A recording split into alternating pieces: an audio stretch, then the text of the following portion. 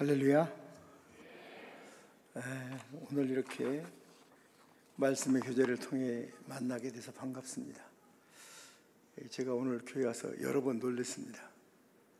찬양하는데 제 뒤에 주일 학생들이 얼마나 샤우팅을 하는지 저희 교회 주일학교 견학을 시키고 싶은 생각입니다.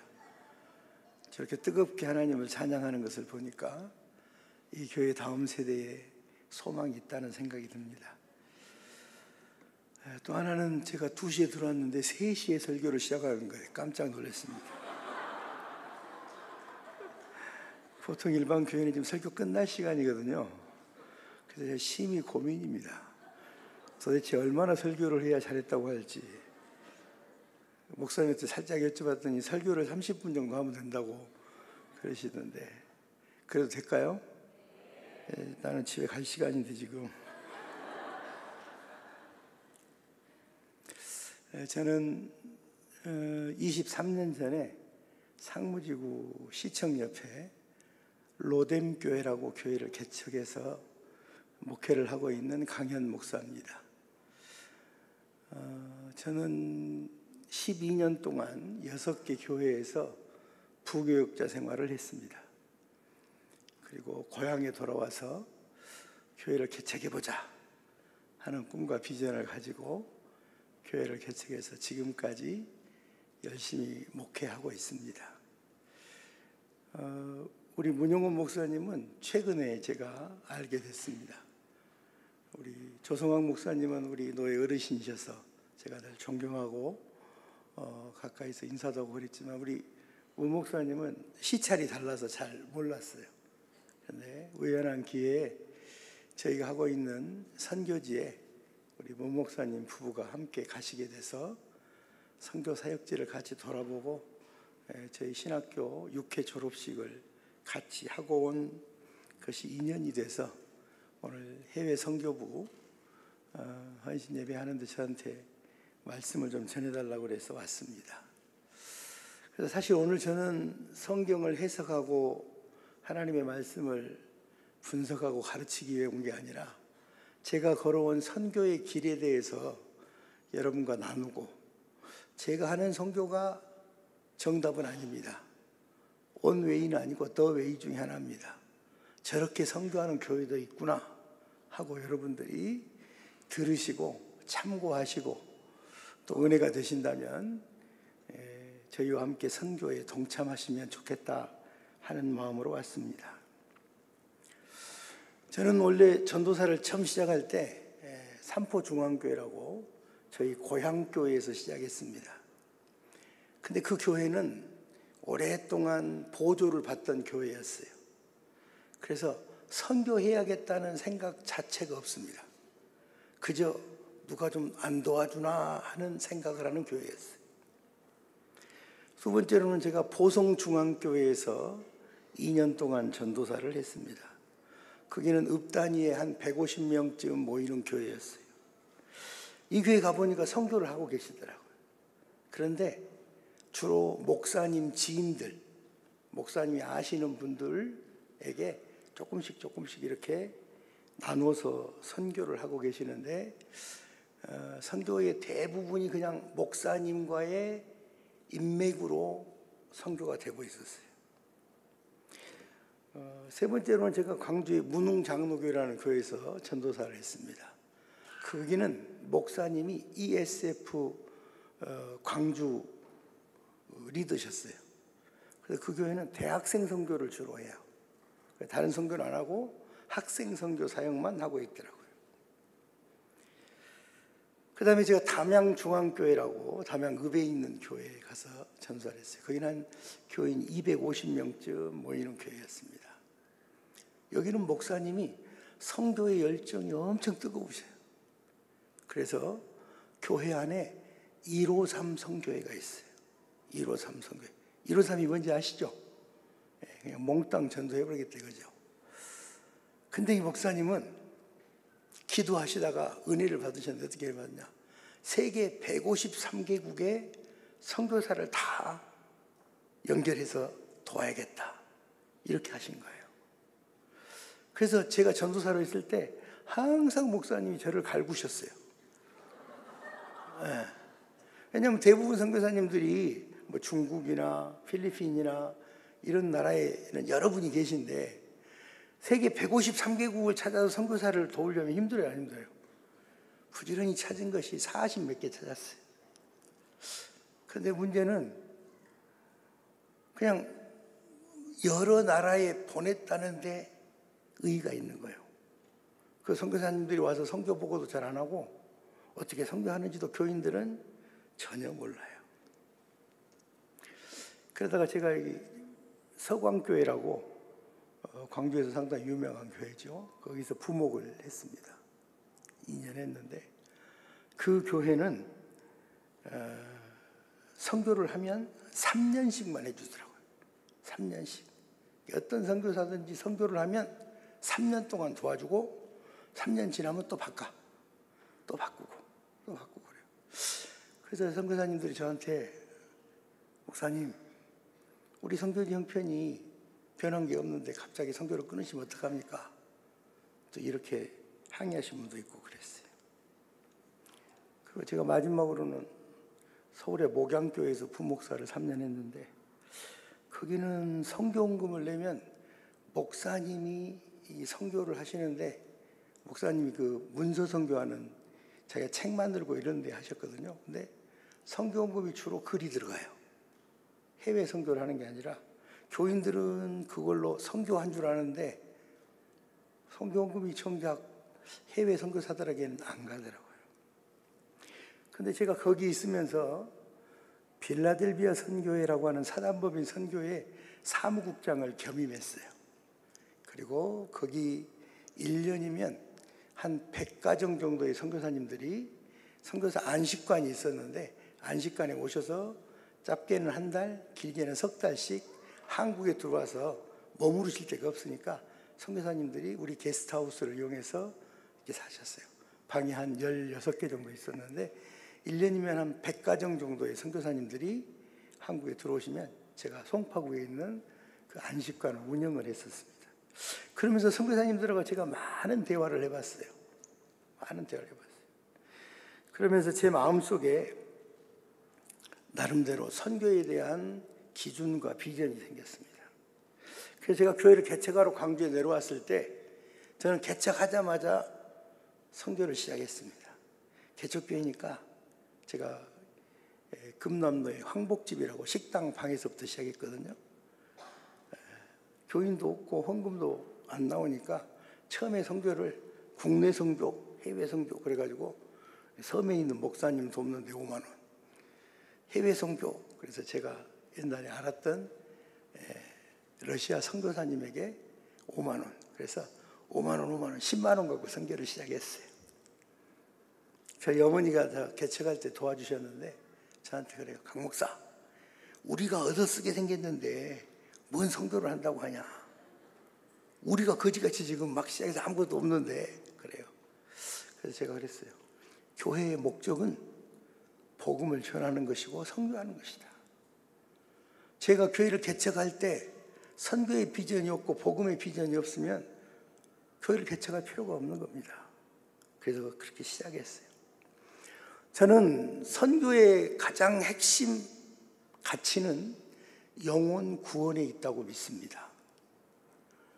어떻게 하면 영혼을 구원할 수 있을까? 어떻게 하면 더 많은 사람에게 예수 그리스도의 복음을 증거할 수 있을까가 선교의 핵심 가치입니다. 내가 아는 사람들에게 더 많은 혜택을 베풀고 제가 신분이 있는 사람들을 도와주고 이건 선교가 아니라 그냥 제가 그들에게 선행하는 거죠. 저는 하나님 앞에 영혼을 구원하는 것보다 더 시급한 사명이 없다고 믿습니다. 그래서 저는 저희 교회에 선교를 할 때 원칙을 정했습니다. 그게 뭐냐? 가보지 않는 곳은 선교하지 않는다.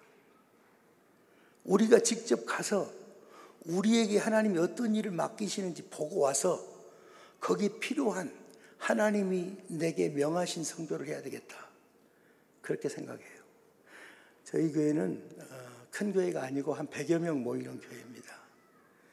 저희는 1년에 예산이 한 4억 되는데 작년에 성교비로 2억 3천을 썼어요. 예산의 60%가 성교입니다. 보통 일반 교회들은 상상할 수 없는 규모입니다. 왜냐? 금방 말씀드린 것처럼 저희 교회는 영혼 구원이 목적이에요. 저희는 그래서 주일학생, 학생부, 청년부, 남전도회, 여전도회도 매주 첫 주에는 주일학교가, 두 번째 주에는 학생이, 세 번째 주에는 청년이, 네 번째 주에는 남전도, 여전도회가, 다섯 번째 주가 있을 때는 남전도 회원들이 저희 교회 바로 옆에 5.18 공원이 있거든요. 5.18 공원에 가서 전도합니다. 물론 전도팀을 짜서 전도를 잘 하시는 분이 전도하는 것이 더 효과적일 수도 있지만 저는 모든 성도는 전도하는 데 나가야 된다고 생각해요. 그래서 주일학생들, 첫 주에는 주일학생들이 가서 고사리 손으로 전도지를 나눠주게 합니다. 둘째 주에는 학생부, 셋째 주에는 청년부, 넷째 주에는 여전도회, 다섯째 주에는 남전도회. 처음에는 쭈뼛쭈뼛하고 어색해 하셨던 분들도 제가 개척하고 지금 23년인데 23년 내내 꾸준히 하고 있어요. 잘하든 못하든 합니다. 그렇게 한다고 해서 사람들이 막 교회에 올려오고 이름 써주고 전도되고 그러지 않더라고요. 그러지 않아요. 먹기는 잘 먹는데 안 와. 받기는 잘 받는데 안 와. 나눠줄 때는 곧 올 것처럼 말하는데 또 안 와. 그래서 실망하지 않고 23년 동안 꾸준히 계속해서 하고 있습니다. 하고 있어요. 우리는 씨를 뿌리는 자지 거두는 자가 아니잖아요. 거두는 것은 주님이 적당한 때에 농부들을 시켜 거두게 하실 줄 믿습니다. 그래서 저는 교인들한테 부지런히 우리는 씨를 뿌립시다. 그런데 우리의 지경을 광주 도성에 쌍천동에만 두지 말고 열방을 향해서 복음의 씨를 뿌립시다 하고 선교를 하고 있습니다. 지금도 저희는 영혼 구원의 관점에서 복음을 증거할 수 있는 곳, 할 수만 있으면 적은 능력으로 많은 영혼을 구원할 수 있는 곳이 어딘가 찾아서 열심히 복음을 전하고 있습니다. 저희 교회는 이번 8월 달에 필리핀 선교를 교인들이 27명이 갔다 왔는데 20번째 지교회 헌당식을 했습니다. 저희가 2002년도에 개척했는데 개척 7주년 기념으로 첫 번째 지교회인 깔랑아탄 로뎀교회를 개척한 이후에 23년이 될 때까지 지금 20개의 지교회를 세워서 헌당을 했습니다. 아프리카에 있는 잠비아라는 나라에 초등학교 3곳을 세웠습니다. 한 곳은 700명, 한 곳은 500명, 한 곳은 200명의 학생들이 공부하는 학교예요. 저희가 학교를 지어주고 선생님들 월급을 10년 동안 보내줬어요. 그리고 10년이 됐을 때 이제 그 학교를 법인화해서 그 지역사회에 돌려줬습니다. 우리가 산 땅, 건물 다 법인으로 만들어서 그 지역사회 교회와 또 학교 교장 교감과 지역사회 유지들한테 이사 자리 주고 다 학교를 독립시켜줬습니다. 그래서 지금은 자율적으로 잘 운행이 되고 있습니다. 저희는 필리핀에서도 민도로라는 섬을 중점적으로 선교하고 있는데요. 그 섬은 제주도 한 3개나 4개쯤 되는 큰 섬입니다.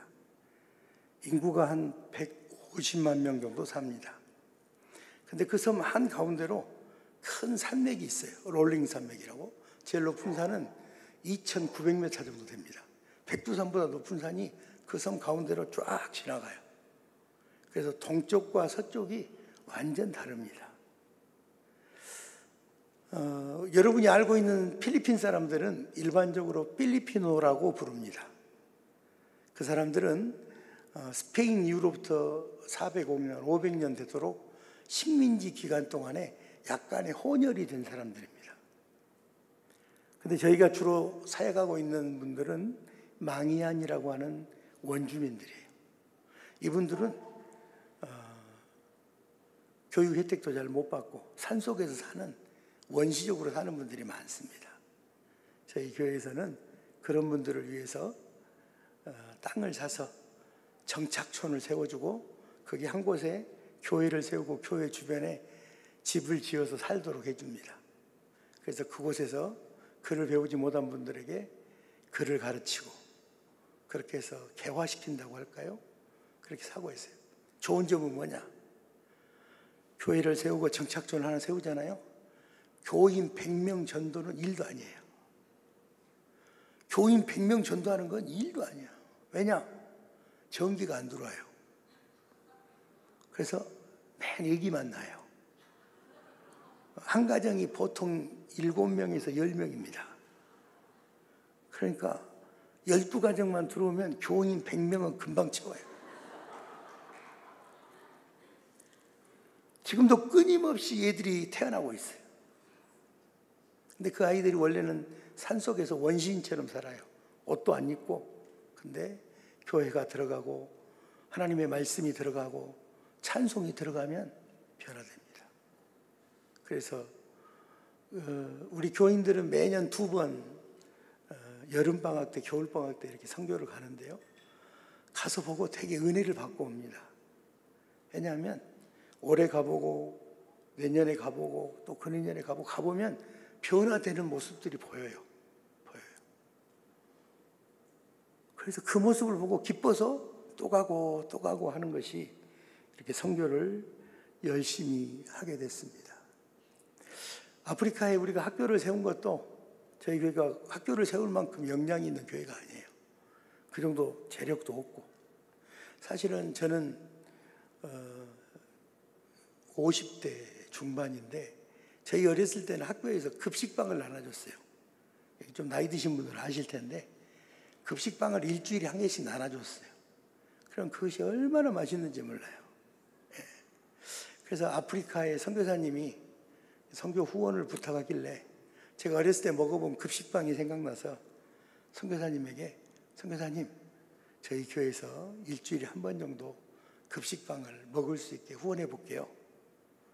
그래서 선교사님한테 메일을 보냈습니다. 그랬더니 선교사님이 참 좋은 생각인데 여기서 빵 준다고 소문나면 교회 학교가 찢어져 본다고 그래요.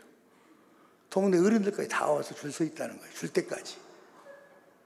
그러면서 저한테 목사님 60만 원만 헌금해 주면 학교 하나를 운영할 수 있어요. 그래요. 들어보니까 그 60년 전에 미국 선교사가 지어놓은 큰 예배당이 있는데 거기다 이렇게 변이다로 칸막이를 해가지고 수업을 한다는 거예요.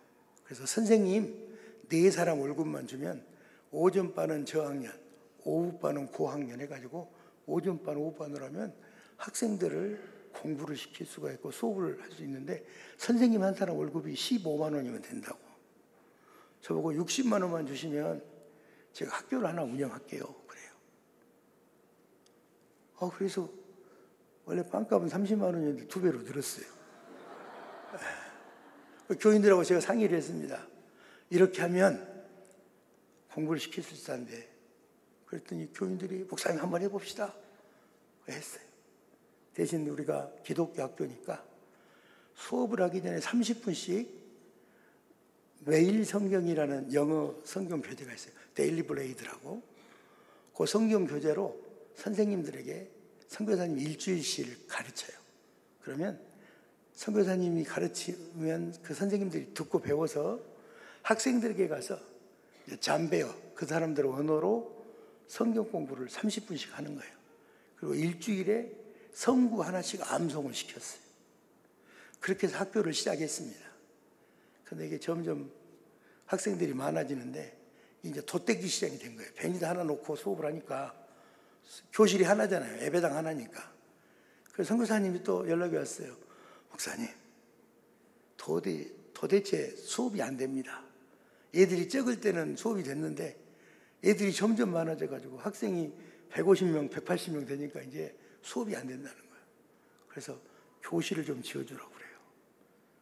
그래서 상상도 못할 일이 학교를 지어온다는 게 얼마나 어려운지. 그래서 교실 한 칸 짓는데 얼마 드냐고 그랬더니 500만 원 든대요. 그래서 교실 4칸만 지어주면 학교를 할 수 있습니다. 그래요. 그래서 제가 교인들한테 이야기했어요. 이만이만 하다는데 제가 한 칸 지을 테니까 지을 사람 있으면 이야기하세요. 8칸 지었어요. 그래가지고 바로 첫 번째 학교가 생겼습니다. 거기는 7학년까지 있거든요. 7학년까지. 그래서 세운 학교가 3개가 됐습니다. 그리고 그 선생님들 월급이 전부 다 새 학교 다 월급 줄 때는 한 240만 원 정도 나갔어요. 그렇게 10년을 했더니 그 지역에 이 학교 애들이 똑똑하다고 소문이 났어요. 거기는 초등학교를 졸업하고 중학교를 가려면 검정 시험을 봐야 돼요. 학력고사, 옛날에 우리 학력고사 있었잖아요. 학력고사 봐서 패스해야 중학교로 가요.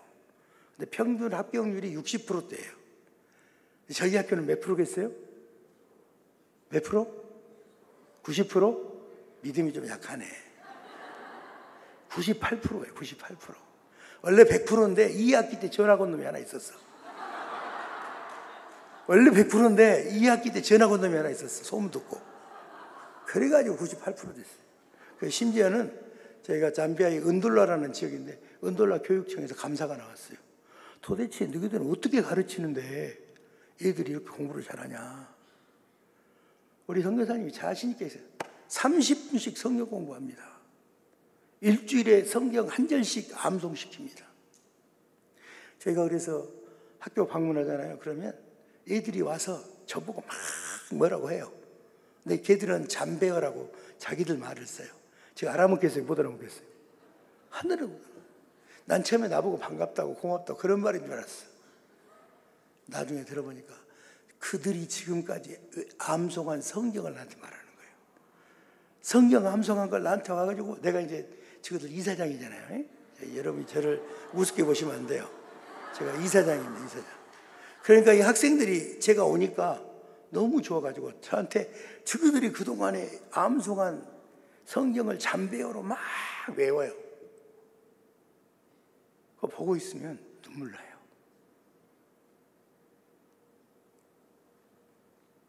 제가 아프리카 선교를 가서 보고 참 마음 아팠던 게 애들은 눈이 굉장히 맑습니다.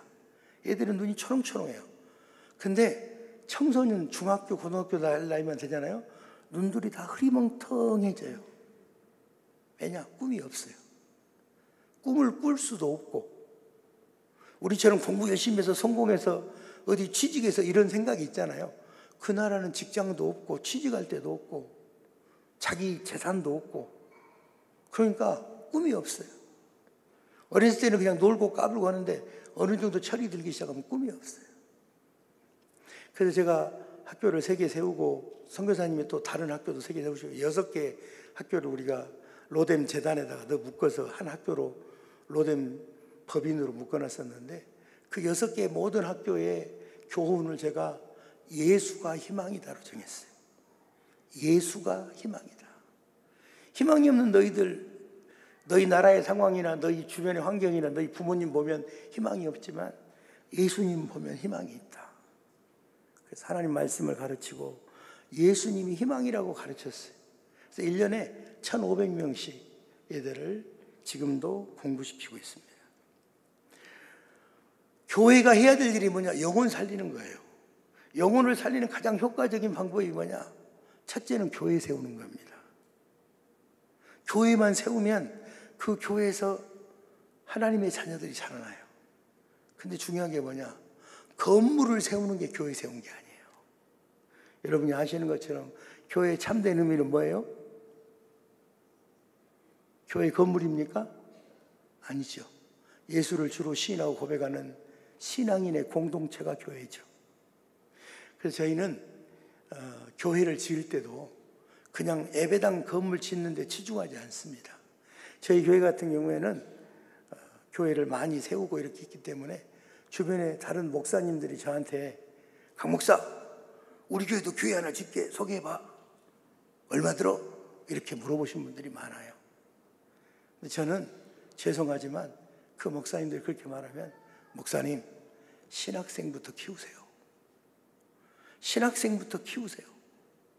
그 신학생이 신학교에서 말씀을 배워서 야자나무 밑에 가서 주일학생들에게 성경 통화 가르치면서 애들을 모아서 아이들이 10명, 20명 모이고 원두막이라도 지어서 교회를 할 때 그때 교회를 지어줘야지, 무조건 교회 없는 동네 가서 예배당 건물만 세운다고 교회 되는 게 아니에요.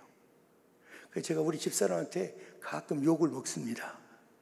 우리 집사람은 한다고 하라고지 그냥 그래요. 아니, 돈 내서 짓은다가 내 하라고지 왜 못 오게 하냐고. 저는 사람을 세우지 않는 교회는 큰 진정한 의미의 교회가 아니에요. 주의 종을 길러서 주의 종들이 말씀을 가르쳐서 코이노니아가 형성돼야 돼요. 그러잖아요. 에클레시아가 만들어져야 돼요. 예수를 주로 신하고 고백하는 교회 공동체가 생겼을 때 건물이 필요한 거죠. 근데 한국 교회는 건물을 지었냐 안 지었냐를 중요하게 생각해요. 근데 여러분, 한국 교회가 선교지에 세우는 교회 중에 텅텅 비어있고 짐승 키우는 우리로 표현한 교회들이 얼마나 많은지 몰라요. 왜 그런지 아세요? 사람을 안 키워서 그래요. 주의 종을 길러서 주의 종들이 목회를 해야 교회잖아요. 하나님의 말씀이 있어야 그 말씀이 사람을 변화시키거든요. 아무리 좋은 예배당을 짓고 아무리 좋은 후원 불품을 갖다 줘도 하나님의 말씀이 없으면 거기는 영원히 살 수 없어요. 제가 선교의 핵심 가치는 영혼 구원이라고 그랬잖아요. 우리가 교회를 몇 개 지었냐가 중요한 게 아니라 얼마나 많은 영혼들이 그 교회에 깃들어서 예수를 주로 시인하고 고백하며 하나님의 나라를 꿈꾸고 소망 없는 땅에 예수의 이름으로 소망을 갖게 하는가, 이것이 진정한 의미의 선교라고 저는 믿습니다. 돈을 많이 들였다고 좋은 선교가 아니죠. 하나님 앞에 갔을 때 하나님이 너 몇 평짜리 지었냐? 너 얼마나 멋있는 거 지었냐? 얼마짜리 지었냐? 안 물어보세요. 네가 나를 얼마나 사랑했느냐? 내 복음을 얼마나 많은 사람들에게 나누었느냐? 너를 통해 얼마나 많은 사람들이 그리스도를 만날 수 있었느냐? 하나님이 이것을 물으실 줄 믿습니다. 저희 교인들은 교회가 그렇게 큰 교회는 아니지만 영적인 프라이드는 굉장히 강합니다. 왜냐? 우리 교회는 벌써 우리 로뎀이라는 이름을 쓰는 교회가, 지교회가 20개인데 지교회 성도들 합치면 한 1,500명 됩니다. 1,500명 돼요. 그래서 저는 우리 교인들한테 항상 말해요. 우리 로뎀 교회는 1,600명짜리 교회다. 본교회가 100명이고 지교회가 1,500명이니까. 매년 우리는 1,500명의 학생들을 그리스도의 제자로 기르고 있다. 이것은 우리 눈에는 잘 안 보일 수도 있고 세상 사람들은 몰라줄지 모르지만 하나님께서는 기억해 주실 줄 믿는다.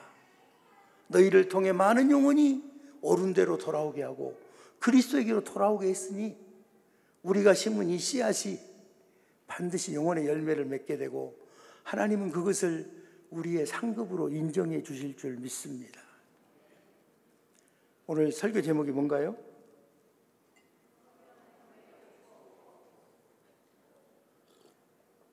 통계학상으로 주일날 목사님의 설교 제목을 3일 이상 기억하는 사람은 5%밖에 안 돼요. 여러분도 아마 잊어버리실지 모르겠는데 마음에 꼭 새겨보세요. 하나님은요, 영혼을 구원하는 일에 앞장서는 사람을 축복하세요. 왜냐? 하나님이 가장 기뻐하시는 일을 했거든요. 축복하세요. 저희 교회는 큰 교회가 아니지만 선교를 그렇게 많이 할 수 있는 이유가 뭘까요? 노무교회라고 통 생각을 안 하시네. 다시 한번 힌트를 드릴게요. 주님이 원하시는 일을 하면 하나님이 축복해 주세요. 저희 교회는 어떻게 그렇게 선교를 많이 할 수 있을까요? 복을 받아서.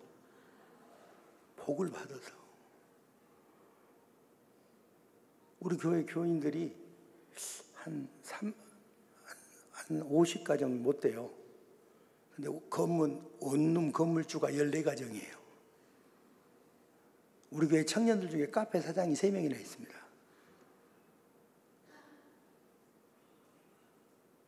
뭘 받았다고요? 복을 받았어요. 왜냐? 주님이 기뻐하시는 일을 하니까. 저는 자신 있게 말해요. 영혼을 구원하는 일에 앞장서는 사람, 하나님의 나라를 확장하는 일에 열심인 사람, 하나님이 내버려 두지 않으세요. 지금 누구 마음에 합한 일을 하는 거예요? 하나님의 마음에 합한 일을 하는 거예요. 하나님의 마음에 합한 일을 하는 그 사람은 하나님이 쓰십니다. 하나님이 축복해 주실 줄 믿습니다. 물론 선우가 바뀌면 안 돼요. 복 받으려고 그냥 이렇게 하면 안 돼요. 근데 내가 해보니까 하고 있으니까 복을 주시더라고. 상상할 수 없는 방법으로 복을 받아요. 우리 문영원 목사님 나은 지 얼마 안 됐는데 문영원 목사님 왜 저를 초청했겠어요? 문영원 목사님 생각할 때 강현 목사니까 참 복을 받을 것 같아서 교인들 복 받으라고 지금 설교하라 한 거예요.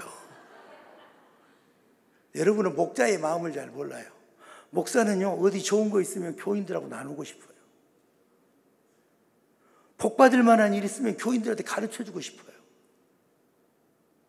우리 문 목사님 같이 저에게 선교지 갔다 오시더니 너무너무 교인들한테 이걸 좀 이야기하고 싶으셨는가 봐요. 그래서 저한테 오늘 이렇게 와서 말씀을 부탁하셔서 제가 저희 교회가 걸어온 선교의 길을 간략하게 말씀드렸어요. 근데 처음부터 끝까지 가장 중요한 건 뭐냐? 영혼 구원하는 거예요. 내가 선교했다고 교회 많이 지었다고 자랑할 것도 없고 떠들 것도 없어요, 사실은. 근데 오지고 재밌어요. 저라도 말 오지단 말 아시죠? 우리는 선교지 가면 교인들이 얼마나 재밌고 좋은지 몰라요. 얼마나 행복한지 몰라요. 이번에도 27명이 교인들이 선교 갔다 왔는데 다들 배꼽이 빠져버리겠어. 너무너무 좋아요. 너무너무 기쁘고. 그래서 저희 교회는 좀 시끄럽게 하거나 떠드는 사람이 별로 없어요. 엄청 화목합니다. 왜 화목해요? 만나면 재밌어. 즐거워. 왜요? 영혼 구원의 기쁨이 충만한 교회예요. 영혼 구원의 기쁨이 충만한 교회예요. 그러니까 교인들이 싸우는 사람이 별로 없어요. 누가 좀 큰 소리 치잖아요. 그러면 교인들이 다 저 사람 이상한 사람이네 이래요. 우리 교회에서 안 웃고 짜증내고 있으면 교회 온 지 얼마 안 된 사람이야. 우리 교회를 6개월 이상 다니면 짜증낼 수가 없어요. 왜? 영혼 구원의 기쁨이 충만해요. 충만해요. 그래서 저희 교회는 매주 힘들어요. 교인들이 맨 떡 내고 과일 내고 뭘 자꾸 내. 이유를 막 만들어 갖고 내.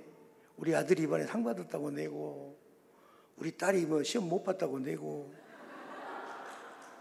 천국잔치 같아요. 천국잔치. 저희가 처음 세운 교회들이 17년, 16년 이렇게 좀 오래돼가지고 이번에 저희가 20개 교회 중에서 일주일 동안에 엄청 열심히 살려고 16개를 보고 왔습니다. 거의 갔다 와서 다 닌게로 맞았어요. 왜냐하면 교회가 이렇게 딱딱 붙어 있는 게 아니고 엄청 먼 데도 많고 그런데 교인들이 거의 목숨 걸고 일주일 동안 16개를 돌고 왔어요. 갔다 와서 다 나 닌게로 맞았어. 나 뭐 했어. 다 그래요. 나 몸살 나고 죽을 뻔했어. 그래요. 근데 그 이야기를 할 때 찡그린 사람이 하나도 없어요. 왜요? 영혼 구원의 기쁨이 충만하니까. 선교의 현장을 갔다 온 사람들은 교회에서 짜증내고 불평한 사람 하나도 없어요. 왜냐? 그곳에서 주님이 일하시는 게 보여요. 영혼이 살아나는 게 보여요. 옷도 안 입고 살던 원주민들이 주님을 찬양하면서 밝게 웃어요. 여러분, 이거 맨날 제가 동영상이며 사진이며 엄청 많은데 하나도 안 가져왔어요. 근데 처음에는 보여드릴까 하다가 직접 가서 보시라고. 제 작전입니다. 엄청 궁금하게 해가지고 꼭 가게 만들려고. 가보세요. 가보세요. 저는 지금은 이제 주로 망해한 원주민 사역을 하고 있거든요. 이 사람들 처음 복음 전하러 가잖아요. 외부인들을 부끄러워해요. 그래가지고 신학생들을 뽑아놨는데 우리가 왔다고 신학생들이 찬양을 해요. 근데 원주민 신학생들이잖아요. 신학교를 온 애들인데도 전부 고개를 숙이고 땅을 쳐다보면서 분명히 기쁜 찬송인데 슬퍼요.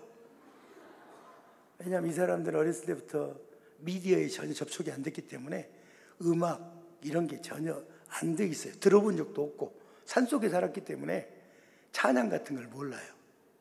그러니까 뭔 노래를 불러도 옛날에 우리 어른들 그 시조 읍대기 그렇게 불러요. 그러니까 슬퍼. 그래서 우리끼리 처음에 우리 오늘 장로님이 따라오셨는데 선교팀이 가갖고 보고 이거 기쁜 노래인데 왜 이렇게 슬프지? 막 그랬어요. 근데 지금은 신학교 세우고 한 10년 됐는데요. 지금 가면 얼마나 깨발랄하게 찬양을 하는지 몰라요. 아직도 박자는 안 맞아요. 아직도 박자는 안 맞아요. 근데 표정은 천사들 같아요. 얼마나 밝아졌는지 몰라요. 그런 모습들을 보면 하나님이 일하고 계신다는 게 보여요. 저희가 가서 전도하고 뭐 사탕도 나눠주고 뭣도 나눠주고 한 다음에 사람들 다 모아놓고 그 현지인 원주민 전도사를 나오라고 그래서 복음 메시지 전하라고 그래요. 제가 일부러 그렇게 시키거든요. 처음에 할 때는요, 처음 신학교 막 시작할 때는 말을 하면요, 전도사도 쭈삣쭈삣 돼갖고 말을 잘 못했어요. 지금은요, 우리 주일학생들처럼 샤우팅을 해요. 원주민들이 그렇게 이야기하는 거 보기 힘들어요. 왜냐하면 그 사람들은 평생 소외받고 천대받았기 때문에 누구 앞에서 큰 소리를 잘 못 내요. 복음이 들어가니까, 예수의 말씀이 들어가니까 얼마나 힘있게 복음을 전하는지. 저는 이번에 사실 8월 달에 갔다 올 때는 그것 때문에 너무 은혜 받았어요. 옛날에 그렇게 말도 잘 못하던 전도사들이 야, 네 전도 복음 메시지 전해. 사람들 다 모아놓고 공연도 하고 막 선물도 나눠주고 한 다음에 마지막에 메시지 전하라고 했더니 와, 말을 그냥 막 다다다다다다 하더라고요. 너무 그냥 귀에서 가져갔던 테이블 하나 줬어요. 여러분, 시간이 많이 가서 이제 말씀을 정리하려고 합니다. 영혼을 구원하는 현장에 가면 은혜가 있습니다. 우리가 이곳에서는 맛보지 못하는 은혜들을 영혼을 살리는 현장으로 가면 엄청나게 맛보는 거예요. 우리 청년들이 왜 사업하냐? 다 무슨 공무원 시험 한다고 막 이랬더래 애들이요. 내가 3년 떨어지면 네 길이 아닌가 보다. 이거 해라 그래요. 그래서 카페 자리도 알아봐주고 시킵니다. 그러면요, 해요. 왜 하냐? 내가 복음을 위해서 뭔가 할 일이 있는데 이 길이 하나님이 원하신 게 내가 해보겠다. 그래서 우리 청년들은요, 프레이즐 하우스라고 지그들이 브랜드를 하나 개발했어요. 그래서 프레이즐 하우스 1호점, 2호점, 3호점까지 지금 냈어요. 그래서 지그들끼리 프레이즐이 뭐 빵이더만요. 드셔보셨어요? 좀 드세요. 우리 청년들이야. 그 뭐지, 쿠팡 이런 데 보면 파는 거 있잖아요. 배민 이런 데 보면 있어요. 프레이즐 하우스 있으면 우리 거야. 좀 먹어줘.